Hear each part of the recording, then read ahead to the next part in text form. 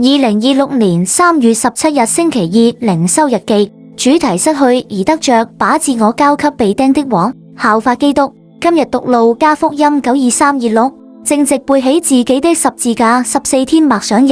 感悟由心，路加福音第9章是門徒之路轉捩點，耶穌宣告自己受苦、被棄、被殺，第3天復活之路，也是跟從者之路，是每個屬之人的召命。耶穌呼召有清晰路徑，確立方向，捨己交主權，背十字架成代價，持續同行。過去誤解背十字架，如今明白是與耶穌同走，以十架為中心之路，放下掌控與自我價值執念，承受跟隨代價。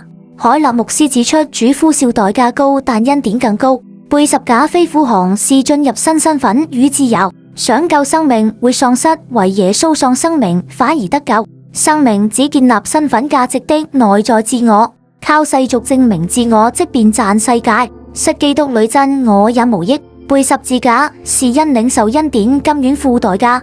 真正保守我們的是被神握住。經文提醒，以耶穌和的道為恥，降臨時也會以我們為恥。反思自身，常因怕議論得罪人，維持體面等對福音沉默。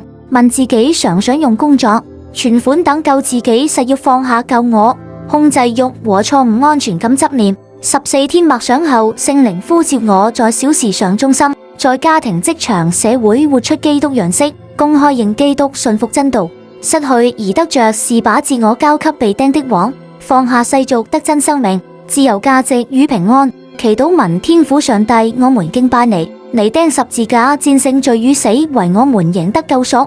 我們悔改，常靠世俗正價值，因怕羞恥不活出見證，願交自我，捨己背十字架跟從你。求你保守互滿穩健發展社會祥和，保守就業市場，完善外管理，擴大就業加培訓，健全保障，優化中小微企業環境，推動經濟多元，完善社保和公共服務，扶持弱勢群體，凝聚社會力量，促政府與居民互動，賜政府智慧，優化城市規劃和基建，推動綠色發展，賜施政者智慧，貫徹一國兩制等方針，保障澳門長期穩定繁榮。我們交生命和澳門，求你帶領背十字架，跟從你，榮耀你聖名，奉主耶穌基督之名禱告阿門。